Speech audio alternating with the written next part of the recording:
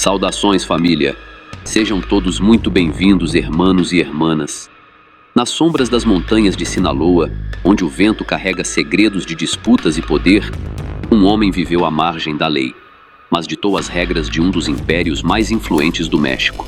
Ele é Aureliano Guzmán Loera, o El Guano, o irmão esquecido de El Chapo que controla as veias da Sierra como ninguém. Hoje, mergulhamos fundo nessa história explosiva, das raízes humildes em La Tuna, às batalhas silenciosas com os próprios sobrinhos, fugas impossíveis, emboscadas sorrateiras e um mistério que ainda paira no ar, a queda de seu filho que pode ter sido obra da sua própria família. Se você curte documentários reais, mistérios do México e o lado sombrio da dinastia Guzmán, esse vídeo é para você. Deixe o like, se inscreva no canal com o sininho ativado e clique no botão de hyper. Agora, vamos desvendar os segredos das montanhas de Sinaloa. Bora pro vídeo.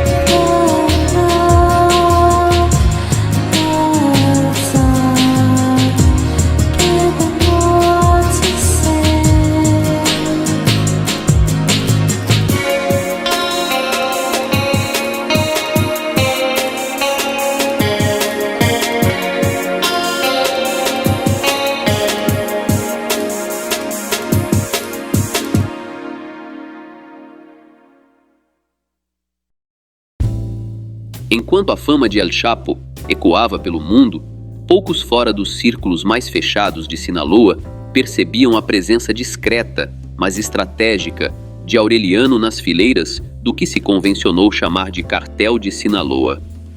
De Badiraguato, em Sinaloa, uma região marcada por décadas de pobreza rural e influência de grupos armados, El Guano emergiu como um sobrevivente astuto da velha guarda da organização. Diferente dos holofotes sobre as gerações mais jovens, como os filhos de El Chapo, conhecidos como Los Chapitos, Aureliano construiu sua influência através de uma rede de lealdades locais e operações na Sierra, controlando rotas-chave nas montanhas de Chihuahua, Durango e Sinaloa.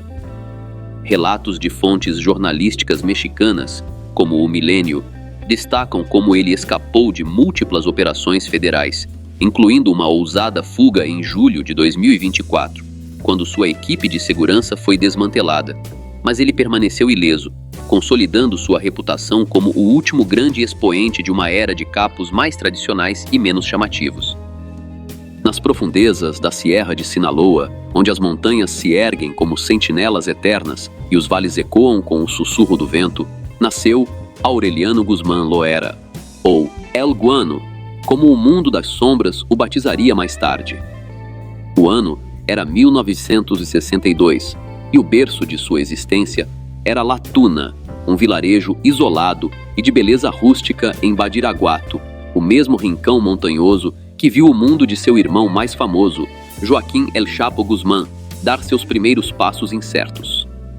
La Tuna não é apenas um ponto no mapa. Segundo relatos do jornal Milênio, é um enclave onde a terra árida e a tradição camponesa se entrelaçam com uma história de marginalização profunda.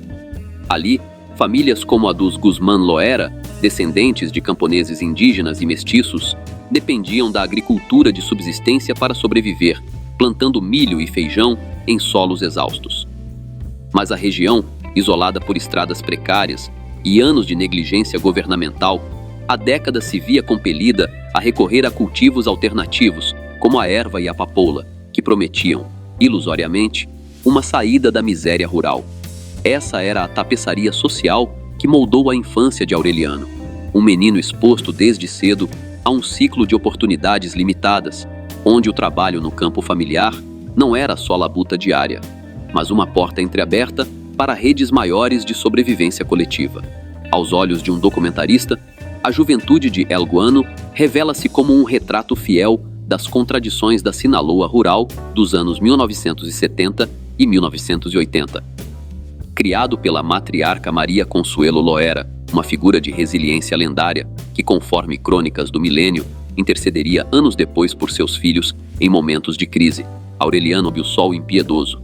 No entanto, o chamado das atividades ilícitas na região não demorou a ecoar. O fim dos anos 1980 marcou o boom do comércio transfronteiriço de erva e compostos sintéticos, um fenômeno que, de acordo com análises do processo, transformou vilarejos como Latuna em hubs discretos de produção e distribuição. Foi nesse contexto que Aureliano deu seus primeiros passos. Iniciando com o cultivo e a intermediação local de erva, ele começou a tecer conexões com outros atores regionais envolvidos nessas redes. Não era um salto impulsivo, mas uma progressão inevitável em uma comunidade onde, para muitos jovens, o envolvimento nessas operações representava não só renda, mas uma forma de lealdade familiar e proteção comunitária contra a pobreza endêmica. O verdadeiro ponto de virada na trajetória de El Guano veio com o fulgor meteórico de seu irmão mais novo, quando Joaquim Guzmán ascendeu como uma das vozes principais no que viria a ser conhecido como o Cartel de Sinaloa, uma aliança fluida de famílias e operadores locais que dominava rotas-chave no noroeste mexicano. Aureliano não hesitou em se alinhar. Com o tempo, sua influência se expandiu para o manejo de carregamentos de compostos processados, como o pó branco, consolidando-o como um elo vital na cadeia logística do grupo. Essa ascensão não foi isenta de sombras. Em 1995, um episódio controverso em Latuna o lançou aos holofotes indesejados. Acusado de estar envolvido na morte violenta de um professor local, um incidente que, embora nunca tenha resultado em prisão, conforme arquivos escassos de investigações federais citados em reportagens esporádicas, o caso reforçou sua imagem como uma figura imprevisível e temida, alguém cuja presença na Sierra demandava respeito cauteloso. À medida que El Guano se firmava como peça indispensável, gerenciando territórios montanhosos essenciais para o fluxo de mercadorias e velando pela segurança de seu irmão, a narrativa familiar ganhou contornos de saga épica e trágica. Quando Joaquim começou a atrair as garras da lei, com prisões que abalavam as fundações do cartel, Aureliano emergiu como o guardião silencioso, operando nas franjas onde os holofotes não chegavam. A primeira grande reviravolta veio em 1993. Após anos de caça implacável, El Chapo foi detido em território guatemalteco, em uma operação conjunta que o viu capturado em 10 de junho e extraditado de volta ao México. Enquanto Joaquim Guzmán Loera navegava pelas sombras de uma cela em prisões de alta segurança, primeiro em Almoloya, no estado do México, e depois no Presídio Federal de Puente Grande, em Jalisco, seu irmão mais velho, Aureliano, tecia sua própria teia de influência nas profundezas da Sierra Sinaloense. Era o início dos anos 1990, um tempo de turbulência para o nascente cartel de Sinaloa. Com a prisão de seu líder em 1993, o grupo enfrentava não só o cerco das autoridades, mas também fissuras internas e rivais à espreita, como o emergente cartel de Tijuana. De acordo com crônicas jornalísticas do milênio que reconstroem essa era de transição, El Guano optou por um perfil deliberadamente baixo, operando como um guardião invisível das montanhas. Sua função era sutil, mas essencial: coordenar as redes de produção alternativa de erva e papoula em enclaves rurais isolados, longe dos holofotes urbanos, onde outros membros do cartel lidavam com disputas por territórios e pressões judiciais. Em vilarejos como La Palma e El Nogalito, no coração do Triângulo Dourado, essa vasta região montanhosa que se estende por Sinaloa, Chihuahua e Durango, e que, conforme relatórios do El Universal, se tornou o epicentro da economia paralela mexicana. Aureliano supervisionava o ciclo completo, do plantio em encostas, escondidas ao escoamento inicial por trilhas precárias. Não era o centro das atenções, mas o alicerce silencioso que impedia o colapso total da estrutura familiar. Essa dinâmica de equilíbrio precário, no entanto, sofreu uma reviravolta digna de roteiro de cinema em janeiro de 2001. Na noite de 19 para 20 daquele mês, El Chapo orquestrou uma das fugas mais audaciosas da história criminal mexicana, subornando guardas corruptos e se escondendo em um carrinho de roupas sujas no presídio de Puente. Para Aureliano, essa fuga representou um catalisador pessoal. Com o irmão de volta ao comando, El Guano acelerou sua ascensão. Assumindo maior autonomia nas operações serranas, ele otimizou o fluxo contínuo de erva e derivados da papoula, transformando as montanhas em uma fortaleza logística impenetrável. Mas o destino, caprichoso como as neblinas da Sierra, impôs outro golpe em fevereiro de 2014. Em uma operação conjunta meticulosa das forças mexicanas, batizada de Operação Mazatlán, que mobilizou helicópteros, drones e informantes infiltrados, e El Chapo foi capturado. Aqui, Aureliano Guzmán Loera emergiu das sombras com uma visibilidade inédita, assumindo as rédeas de uma responsabilidade ampliada que poucos antecipavam. Embora relatos indiquem que ele pode ter relutado com esse protagonismo forçado, preferindo a discrição de suas raízes camponesas, o contexto o compeliu a agir. Em meio ao caos, Aureliano não era mais o irmão coadjuvante. Tornara-se o guardião resiliente de um império em ebulição, provando que, nas veias intrincadas do cartel de Sinaloa, a sobrevivência muitas vezes depende menos da fama e mais da tenacidade forjada nas alturas da Sierra. Embora Aureliano Guzmán Loera, o El Guano, nunca tenha ocupado o centro do palco como seu irmão, seu papel era o de um arquiteto invisível da resiliência. No entanto, como o destino das dinastias sinaloenses costuma ditar, Joaquim Guzmán não era homem de se render às grades. Em 11 de julho de 2015, ele protagonizou sua segunda evasão lendária do Centro Federal de Readaptação Social número 1, o Altiplano, em Almoloya de Juárez, uma fortaleza supostamente impenetrável, erguida para abrigar os mais perigosos do México. O método? Um túnel de engenharia clandestina escavado com precisão cirúrgica, 1,5 km de extensão, ventilado por tubos de PVC, iluminado por lâmpadas LED e equipado com trilhos para um monotrilho improvisado, conectando diretamente a ducha de sua cela a uma casa abandonada em um terreno adjacente. Investigadores da Procuradoria-Geral da República, como detalhado em reportagens exclusivas do Processo de dezembro de 2016, estimam que a obra demandou meses de planejamento, suborno de pelo menos 13 funcionários penitenciários e um investimento de milhões, um testemunho gritante da corrupção sistêmica que permeava o sistema prisional mexicano na era Peña Nieto. Essa fuga não só humilhou o governo, mas reacendeu o cartel como uma fênix. El Chapo reapareceu nas sombras, filmando até um autoelógio cinematográfico com Sean Penn e Kate Del Castillo, o que só acelerou a caçada internacional. Em 8 de janeiro de 2016, o cerco se fechou em Los Mochis, uma cidade costeira no norte de Sinaloa, e El Chapo foi capturado. O vácuo deixado por sua ausência foi sísmico, catapultando El Guano a uma proeminência inescapável dentro do cártel de Sinaloa, especialmente nas terras ancestrais de La Tuna e nas montanhas que sempre serviram como artérias vitais para o grupo, controlando o escoamento inicial de produções rurais. Mas essa ascensão veio com espinhos.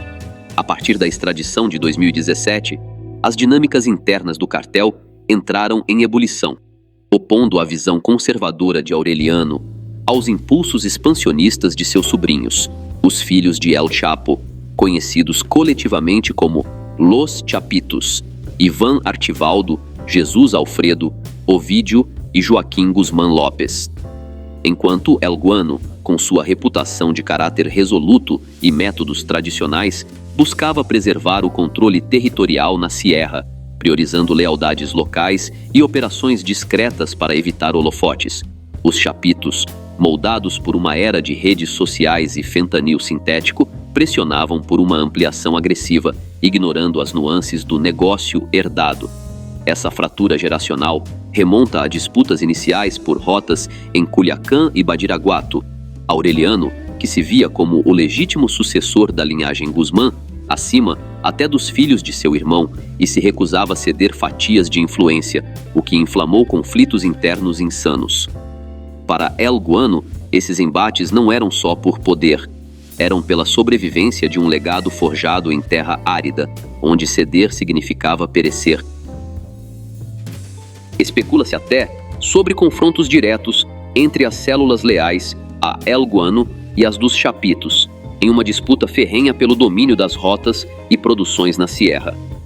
As fricções entre Aureliano Guzmán Loera e seus sobrinhos, Iván Archivaldo, Jesus Alfredo e Ovídio Guzmán Lopes, emergem como um dos capítulos mais enigmáticos na crônica recente do cartel de Sinaloa, apesar do sobrenome compartilhado e do legado herdado de Joaquim El Chapo Guzmán. Essas divergências ganharam contornos nítidos após a extradição de 2017, quando o vácuo deixado por El Chapo desencadeou uma guerra velada pelo poder. De um lado, Ismael El Mayo Zambada, o cofundador veterano, manteve as rédeas de grande parte das operações logísticas, atuando como um equilíbrio pragmático em Culiacán e além, conforme perfis do milênio em 2025. Mas nas montanhas de Sinaloa, o cenário era outro. El Guano, que gerenciava aquelas terras há décadas, com mão firme e redes locais inabaláveis, via-se como o guardião incontestável da herança familiar, um direito conquistado acima até dos filhos de seu irmão, segundo fontes anônimas citadas no processo.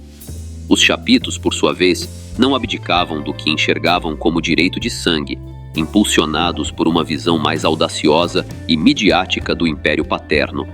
Um marco dessa cisão ocorreu em junho de 2016, em Badiraguato, a poucos quilômetros de Latuna. Um grupo armado invadiu o rancho de Consuelo Loera, a matriarca dos Guzmán, em um assalto violento que deixou marcas de intimidação e destruição.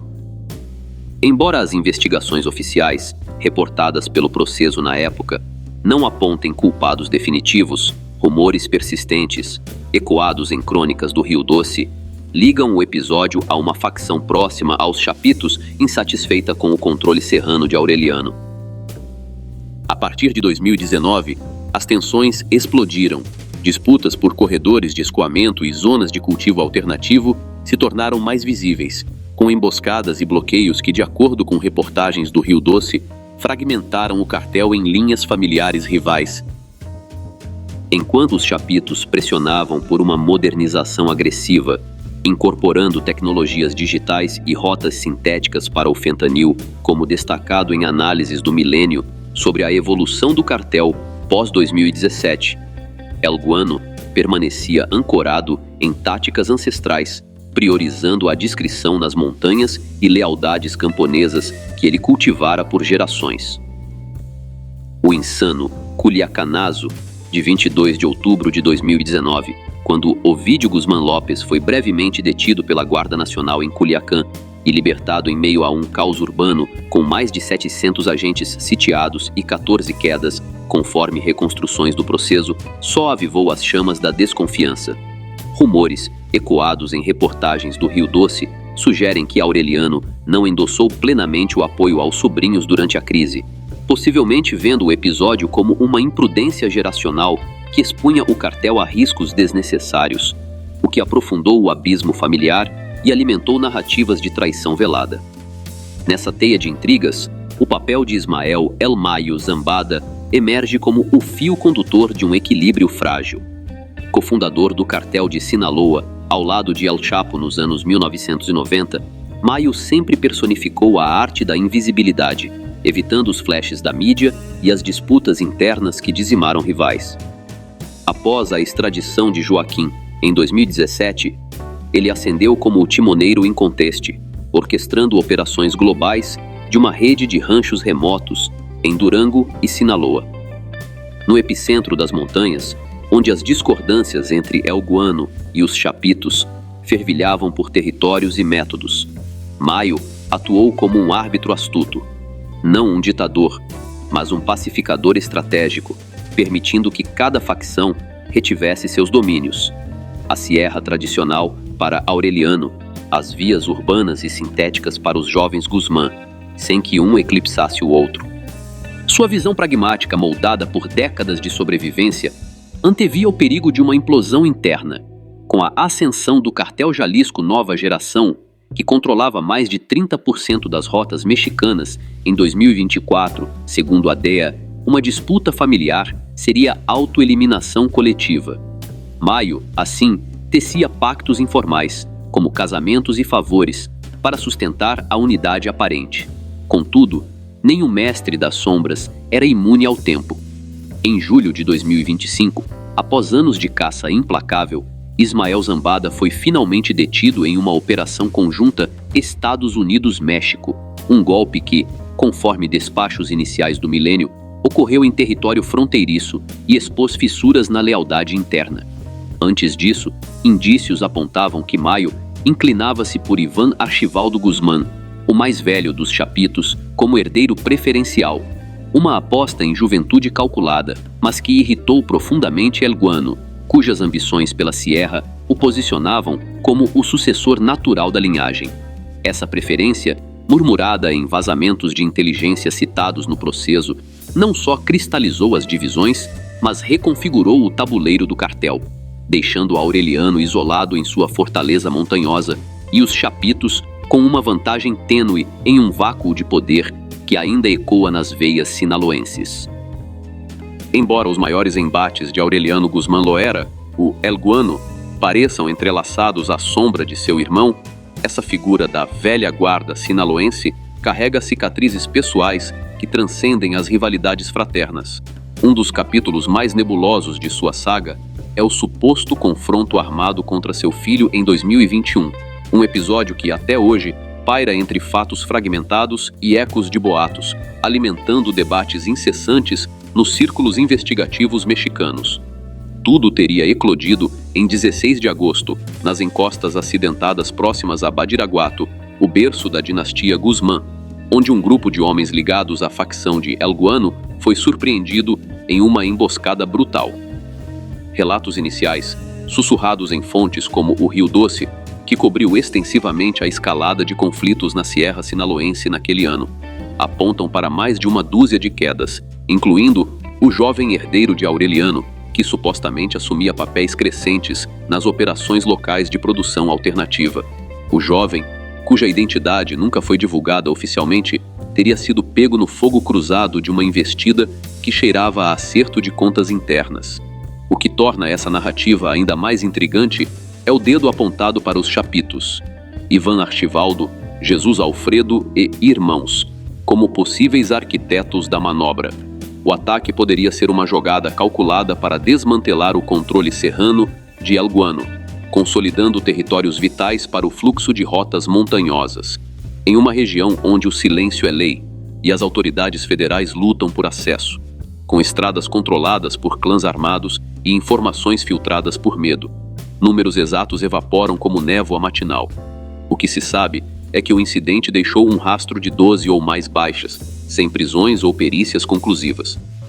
Nem El Guano, nem seus sobrinhos, nem o governo mexicano emitiram declarações, um vazio que só aprofunda o mistério e expõe o abismo geracional no coração do cartel de Sinaloa. Foi uma eliminação familiar disfarçada de guerra territorial. As peças, como trilhas perdidas na Sierra, recusam-se a encaixar, mas um padrão emerge. Os Chapitos, com seu arsenal concentrado em Culiacán e visão expansionista, rotulam o tio como relíquia obsoleta, inclinando a balança para os herdeiros diretos de El Chapo. Por fim, no tabuleiro volátil do poder sinaloense, o veredito final ainda pende das montanhas e do tempo impiedoso que as molda.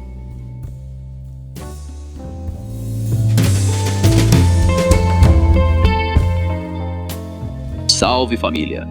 Chegamos ao fim dessa jornada pelas montanhas traiçoeiras de Sinaloa, onde El Guano ainda dita as regras nas veias ocultas do cartel, mesmo com o peso de tragédias familiares e disputas internas que podem engolir até os mais fortes. Mas uma coisa é certa: nessa saga de poder e inimigos, o legado dos Guzmán não acaba. Ele só se reinventa, e o que vem por aí pode mudar tudo. O que você acha? El Guano é o verdadeiro fantasma da Sierra? Deixe nos comentários. Se essa imersão te deixou com mais perguntas do que respostas, faz o seguinte: dá um like se quer mais episódios assim, se inscreve no canal e ativa o sininho para notificações na hora certa. E se você quer apoiar o canal ainda mais e ter acesso a episódios exclusivos, vire membro agora. Eu agradeço por assistirem até o final. Até a próxima.